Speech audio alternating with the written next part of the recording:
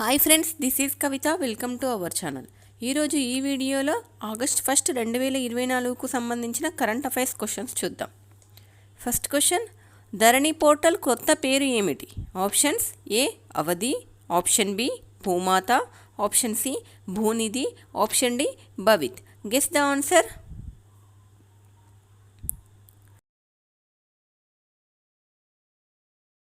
The right answer is option B Bhumata. Dharani portal పేరును భూమాతగా మారుస్తూ రాష్ట్ర మంత్రివర్గం నిర్ణయం తీసుకుంది. సమీకృత భూమి రికార్డులు తెలంగాణ రాష్ట్రంలో ఉన్న వ్యవసాయేతర ప్రజల ఆస్తుల నమోదు ఉండే అధికారిక పోర్టల్ ధరణి మొట్టమొదటిసారిగా దేశంలో ప్రప్రథముగా తెలంగాణ ప్రభుత్వం భూపరిపాలనా శాఖ ఆరంభించింది.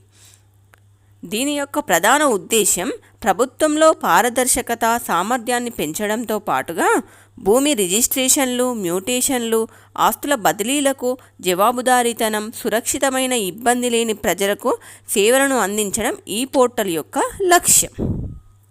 Next question, lieutenant general medical సర్వీసెస్గా నియమితులైన మొదటి మహిళా అధికారిని ఎవరు?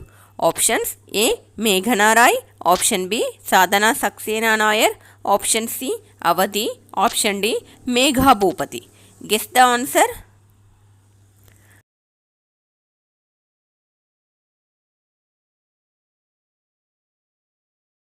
The right answer is option B Sadhana Saxena Nair.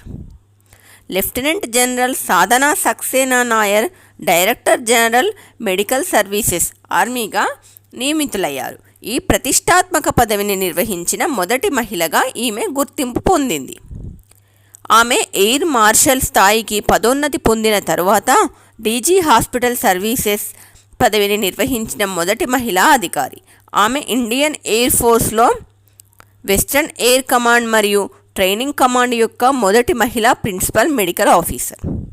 ఆమె ఇజ్రాయెల్ డిఫెన్స్ ఫోర్సెస్తో రసాయన, జీవ రేడియోలాజికల్ మరియు న్యూక్లియర్ వార్ఫేర్లో మరియు స్పీస్లోని స్విస్ సాయుధ దళాలతో మిలిటరీ మెడికల్ ఎథిక్స్లో శిక్షణ పొందింది. Next question, Suvidha software version 1.0ను ఏ రక్షణ దళం ప్రారంభించింది? ఆప్షన్స్: ఏ భారత వాయుదళం, ఆప్షన్ బి భారత సైన్యం, ఆప్షన్ సి భారత తీర రక్షణ దళం, ఆప్షన్ డి భారత navy. Guess the answer.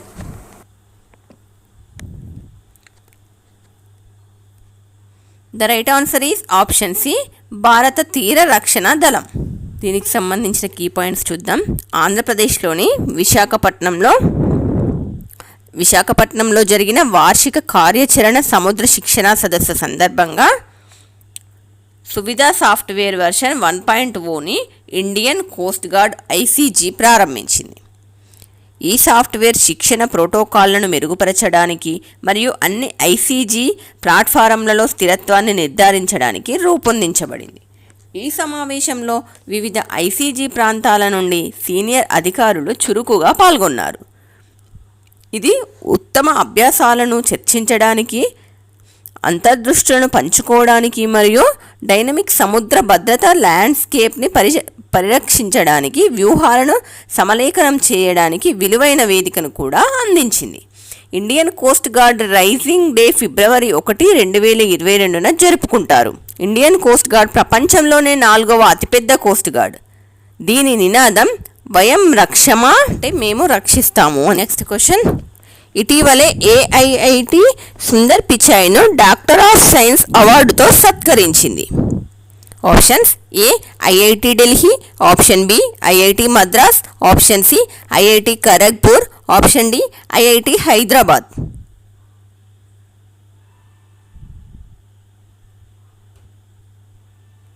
The right answer is option C IIT Kharagpur. San ఫ్రాన్సిస్కోలో జరిగిన ఒక కార్యక్రమంలో గూగుల్ సీఈఓ సుందర్ పిచాయ్ మరియు అతని భార్య అంజలి పిచాయ్లకు వారి alma mater Indian institute of technology IIT Kharagpur గౌరవ డాక్టరేట్ డిగ్రీలను ప్రదానం చేసింది.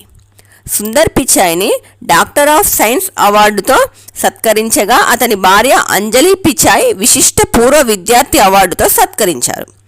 సుందర్ పిచాయ్ డిజిటల్ ప్రవర్తన, సరసమైన సాంకేతికత మరియు మార్గదర్శక ఆవిష్కరణల కోసం అందించిన కృషికి గౌరవ డాక్టరేట్ పొందారు. ప్రెసిడెంట్ ద్రౌపది ముర్ము డిసెంబర్ 2023లో ఐఐటి ఖరగ్పూర్ 69వ స్నాతకోత్సవంలో పిచాయ్కు డాక్టర్ ఆఫ్ సైన్స్ డిగ్రీని ప్రదానం చేశారు. పిచాయ్ 2004లో గూగుల్లో చేరారు మరియు పిచాయ్ ఆగస్టు 2015లో గూగుల్ సీఈఓగా నియమితులయ్యారు. నెక్స్ట్ క్వశ్చన్, క్రింది వాటిలో ఏ సంస్థ యూనికార్న్గా అవతరించింది? Options: A Moderna, option B మొకసా, option C Rapido, option D Zepto. Guess the answer.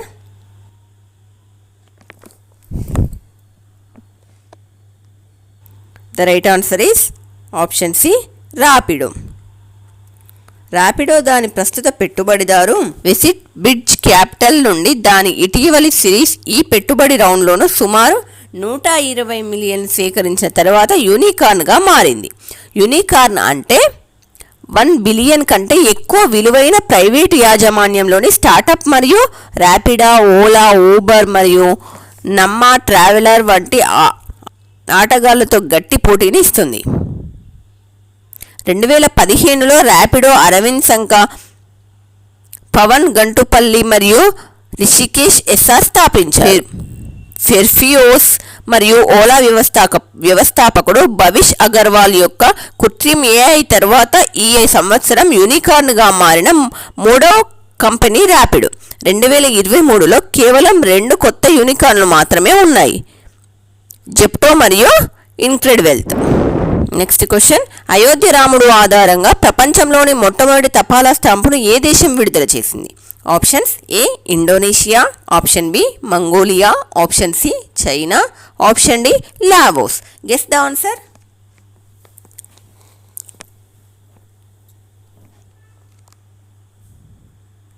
The right answer is option D Laos. Ayodhya రాముడు ఆధారంగా ప్రపంచంలోని మొట్టమొదటి తపాలా స్టాంపును లావోస్ విడుదల చేసింది. ఆగ్నేయాసియా దేశం లావోస్ ప్రత్యేక పోస్టల్ స్టాంప్ సెట్ను విడుదల చేసింది. ఇందులో రాముడిపై స్టాంపు ఉంది.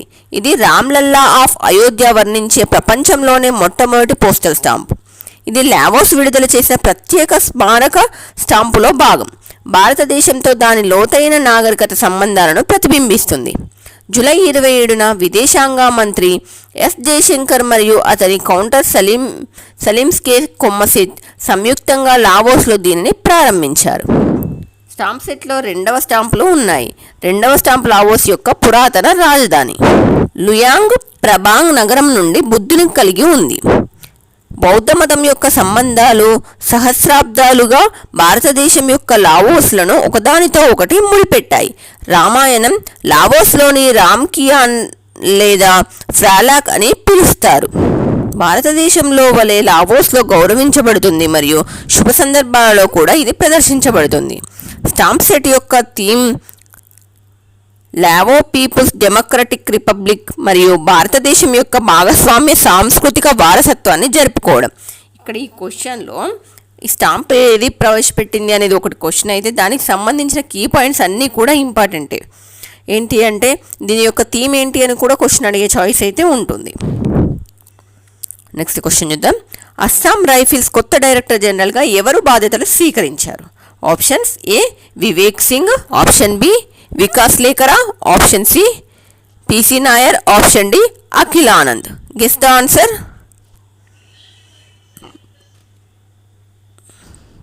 The right answer is option B Vikas Lakhera. Lieutenant general Vikas Lakhera ఈశాన్య ప్రాంతంలోని సెంటినల్స్గా పిలువబడే అస్సాం రైఫిల్స్ యొక్క కొత్త డైరెక్టర్ జనరల్గా బాధ్యతలు స్వీకరించారు. 4 దశాబ్దాల సర్వీస్ తర్వాత పదవీ విరమణ చేసిన లెఫ్టినెంట్ జనరల్ పిసి నాయర్ స్థానంలో ఆయన బాధ్యతలు స్వీకరించనున్నారు. అతను జూన్ 9, 1990న భారత సైన్యంలోని 4 సిక్కు ఎల్ఐలోని నియమించబడ్డాడు. నెక్స్ట్ క్వశ్చన్, అంశుమాన్ గైక్వాడ్ అనే అతను కన్నుమూశారు. ఆయన ఏ క్రీడతో సంబంధం కలిగి ఉన్నాడు? Options: A tennis, B cricket, C volleyball, D football.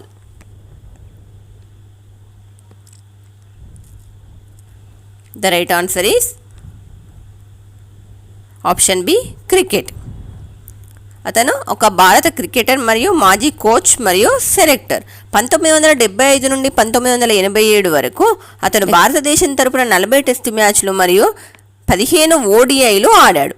టెస్టుల్లో 1985 పరుగులు చేశాడు. అతని అత్యధిక స్కోరు పాకిస్తాన్పై 201 పరుగులు. అతను అక్టోబర్లో 1997లో భారత కోచ్గా నియమితుడయ్యాడు. అతడు సెప్టెంబర్ 1999 వరకు కొనసాగాడు. జూన్ 2018లో అతనికి CK Naidu life time achievement award కూడా లభించింది. CK Naidu life time achievement award మాజీ ఆటగాడికి BCCI ఇచ్చే అత్యున్నత గౌరవం. నెక్స్ట్ క్వశ్చన్, భారతదేశం తరంగ్ శక్తి 2024 తన మొదటి బహుళ జాతి వైమానిక వ్యాయామాన్ని ఎక్కడ నిర్వహించింది? Options: A Kerala, option B Tamil Nadu, option C Telangana, option D Odisha. Guess the answer.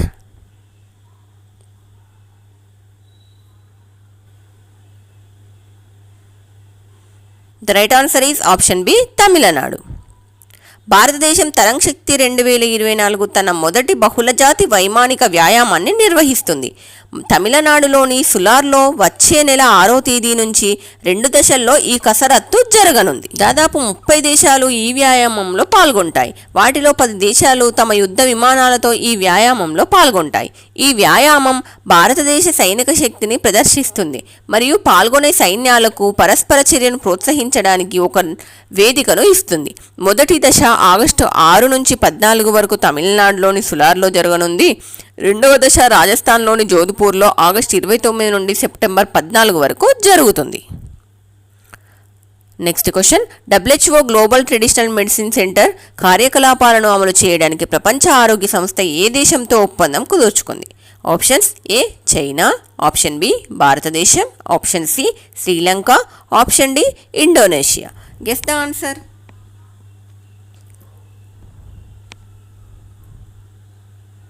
The right answer is option B భారతదేశం.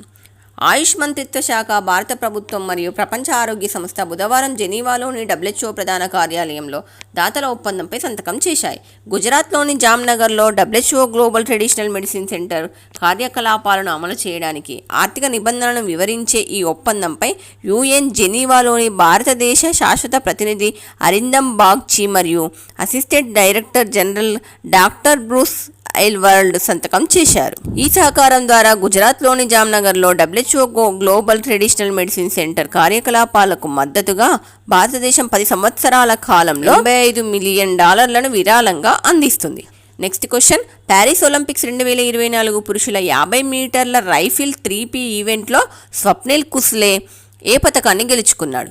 ఆప్షన్స్: ఏ పసిడి, ఆప్షన్ బి వెండి, ఆప్షన్ సి కాంస్యం, ఆప్షన్ డి పైవేవి కాదు.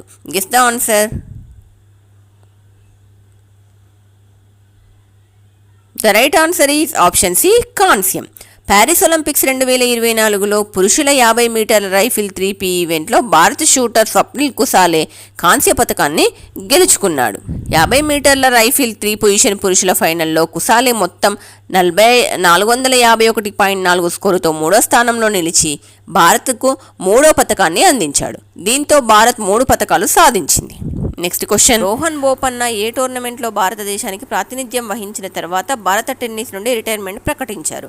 ఆప్షన్స్: ఏ ఆసియా క్రీడలు, option B Davis Cup, option C Paris Olympics, option D World Tennis Cup. Guess the answer.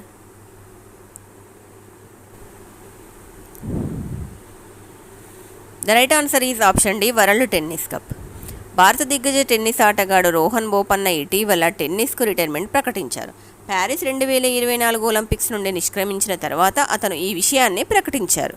Bopanna హంగ్జౌలో జరిగిన Asia క్రీడలు 2022లో భారతదేశానికి ప్రాతినిధ్యం వహించాడు. అతను అక్కడ రుతుజా బోసలేతో కలిసి మిక్స్డ్ డబుల్స్ ఈవెంట్లో బంగారు పథకాన్ని కూడా గెలుచుకున్నాడు. నెక్స్ట్ క్వశ్చన్, ప్రపంచ తల్లిపాల వారోత్సవాన్ని ఎప్పటి నుండి ఎప్పటి వరకు నిర్వహిస్తారు? ఆప్షన్స్: ఏ ఆగస్టు 5 నుంచి 9, ఆప్షన్ బి ఆగస్టు 2 నుండి 8, ఆప్షన్ సి ఆగస్టు 1 నుండి 7, ఆప్షన్ డి ఆగస్టు 3 నుండి 10. Guess the answer.